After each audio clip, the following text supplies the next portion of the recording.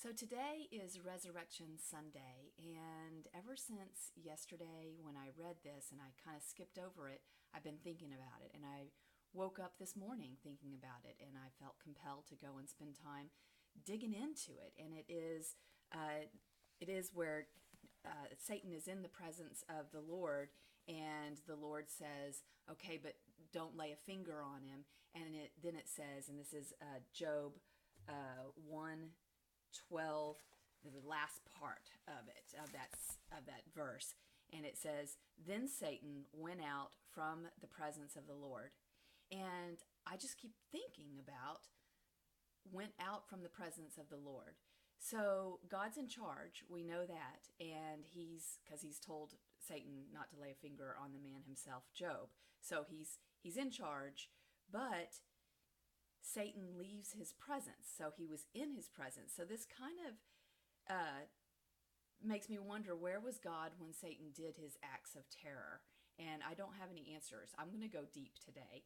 And by the way, the reason I look like this is because I just woke up and I've been doing this, and I know that if I don't record my thoughts right now, I probably won't get to it. And this is for my cousin Scott, who says, just be yourself, even though, you don't have any makeup. Just God thinks you're beautiful. So anyway, the King James, I looked up that verse in the King James, and it says, "So Satan went forth from the presence of the Lord." And so now I'm thinking, rethinking that question that God has for Satan: where have you come from? Or in the King James, whence comest thou? Like, I just kind of think, okay, God maybe isn't watching everything or present for everything. I'm not a scholar. I'm just kind of sitting with this. And so maybe God's only present when he's invited. These are the thoughts that are coming through my mind. And maybe we can cut ourselves off from God. And that's really what, cursing God is all about, is cutting ourselves off from God. And maybe that's what Adam and Eve did when they ate from the tree of knowledge of good and evil. Because I think, well, it was another time where God says, "Where are you?" And I've always thought, well, God's just asking that question for us, not for him. But maybe we really do have a way of cutting ourselves off from God. And they felt shame, Adam and Eve. I started thinking about Adam and Eve. They felt shame. They felt naked. They felt, and they hid. They hid from God. And the Lord called to the man, "Where are you?" So it's almost like there's this longing maybe for God to be connected. He's seeking us out in that kind of picture. And then, God, Adam says, "Well, we were naked and we felt shamed and we hid." And God said, "Who told you that you were naked? Have you eaten from the tree that I commanded you not to eat?" And I'm as I'm trying to be in this story and let it move me, I start feeling the sadness, the missing from God's perspective. Like, here his creation has cut themselves off or poisoned themselves. Instead of eating from the tree of life, which he wanted them to do, they ate from the tree of knowledge of good and evil, which he said not to do, which has in some way poisoned them and maybe killed off part of their relationship with God. I'm just being with all of this. And then I went back to my story of Job here, where it says Satan departed from the presence of the Lord. And I decided I'd look up that word presence in the concordance. And it is Hebrew, and it's word number 6440. And there's a number of different words for presence, and it's different than the word presence, which is make you prepare a table in the presence of my enemies, or Jesus in the presence of the disciples. There's a few different words. This particular Hebrew word, pane, panem. I can't pronounce it that well, but it's long. It's long. There's a whole paragraph of explanations around this word, but it's plural. It's used in plural, and it's from the face as the part of the face that turns.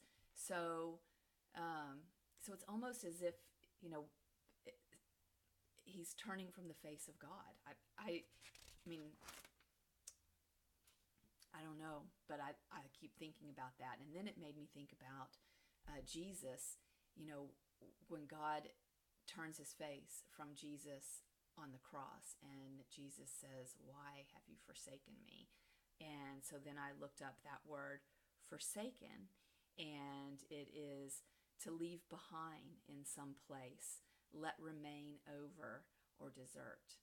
And I just kind of was being with the fact that Jesus lived in God's presence from the moment that he was born in human flesh, and then he had that moment where he was not in God's presence. And it's just that word, presence. So Satan left the presence of God.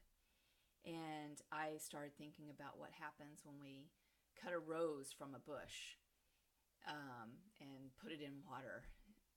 It looks beautiful. It looks beautiful. It may smell beautiful. It may open up. It may even look like it's alive, but it's not in the presence of the bush anymore. It's not connected. It's not receiving its life from the bush, the rose bush. And so then that made me start thinking, well, isn't God omnipresent? Isn't he everywhere all the time? How can Satan leave the presence of the Lord? How can God's... So I started thinking about Colossians 1:16, which says, "For by him all things were created, and all things were created by him. For him he is before all things, and in him all things hold together." That's one of the verses that I just absolutely have been changed by a number of times. But by the way, you know, as I'm being in the Word, one of the things that I do is I remember other things that God has written in other parts of his Word, and I let the Spirit lead me. It's one of the reasons that I haven't consulted all the commentaries, is that I want the Spirit to guide me to other places where it can kind of unfold and open up for me through his story in different places. It's so multidimensional, God's Word, and the only way I can do that is to remember. And I can remember because I've read the whole Word. And if you haven't done that, I so encourage you to read the entire Bible. And let me tell you how I did it and how I've done it a number of times since. I got a one-year Bible and just opened it up on January 1st or whatever day you open it up, and then just read it through. You can read a little bit of the Old Testament, a little bit of the New Testament, a little bit of a proverb and a psalm every day, 15 minutes. And by the time you've gone through a whole year's worth of reading, you will have read the entire Bible. And so it's a great thing to do, and I do it year after year after year because different things open up to me every time. And so anyway, so here I am in Job, and I'm letting, you know, the Spirit kind of remind me of different verses. And I was led to Colossians 1:16, that in him all things hold together. And then I started thinking about Paul, and I thought, well, didn't Paul say to some religious people something about God? He is everywhere, and so I wish I could just off the top of my head know the verse, but I don't. But thank goodness for Bible Gateway or search tools, because I found it. It's in Acts 17, starting around verse 24. Paul, I'm paraphrasing and sort of not paraphrasing. "The God who made the world and everything in it is the Lord in heaven and earth, and does not live in temples built by human hands. he's talking to these very religious people who have idols all over the place, even one that's to an unknown God. And he's saying, this unknown God you're worshiping here, I'm going to tell you about him. And he goes on, he says, rather, and he is not served by human hands as if he needed anything. Rather, he himself gives everyone life and breath and everything else. And then he goes on to say how he created us from, one man, and then, set things in motion. And he says, God did this so that they would seek him and perhaps reach out for him and find him, though he is not far from any of us. For in him we live and move and have our being. And that's where I think this is so deep. How can you live? I mean, it's in him that we get our breath and have our being, but yet we still need to seek him and reach out to him and find him. And so are we in his presence just because we live and move and have our being? I don't know. It's so multidimensional, but I do know that Satan left his presence. So whatever terror Satan inflicts on the world, I don't see God in it. And yet, it's in him that we have our life. And so I'm just being with that today. I'm thanking him that he sent Jesus, that Jesus could resurrect us. And I think about the moment that Jesus was not in God's presence and how horrifying that was to him. And I'm remembering a day that was it changed my life. I was in college. I was taking a class called Religion and the Problem of Evil, and I was supposed to write a theodicy, justifying God in the presence of evil. And this is an honors class. I couldn't even believe they even accepted me in this class. And they imported a professor from another university to teach this class to 12 students. I mean, this university class usually has hundreds of people, but this is like 12 little students. And what possessed me to do that, I don't know, but I did. And so at the time that I did, I took that class. I was telling people that I was an atheist, that I didn't believe in God. And but I had always believed in God. I grew up with a beautiful relationship with Jesus. He just shook up my family and upset me enough that I kind of cut him off. So anyway, in this class, I'm reading a book called People of the Lie. And what I'm wanting to understand is evil. I'm wanting to understand why people do evil things. And my major in college was psychology. So I was looking to fix these people. I wanted to, just fix the world. I'm going to, get into the mind of evil people and figure out how they got so off base. And then I'm going to, in some way, help bring them back to love and life and all this stuff. So these were my college aspirations. And so anyway, I'm reading this book, and I am just, I'm really literally calling out to evil in this moment. I'm kind of laying in bed thinking about evil, and I'm just thinking, well, if I could just think like an evil person, if I could just, have a moment in their head, then maybe I could help them. And so I'm literally calling out to evil in whatever way I can. I'm trying to think like an evil person, trying to find evil, and it found me. And I was horrified when I started feeling this presence. It was just this incredibly oppressive, scary, intense feeling of presence. And I tried to scream, and I couldn't. Have you ever had one of those dreams where you try and scream and nothing comes out of your mouth? Well, I wasn't asleep. I was in bed, but I had been reading, and I was trying to scream, and it wouldn't come out. And then all of a sudden, I remembered my God. And I in my mind, yelled out, God! And like that, all that terror, all that heaviness, all that oppression immediately left.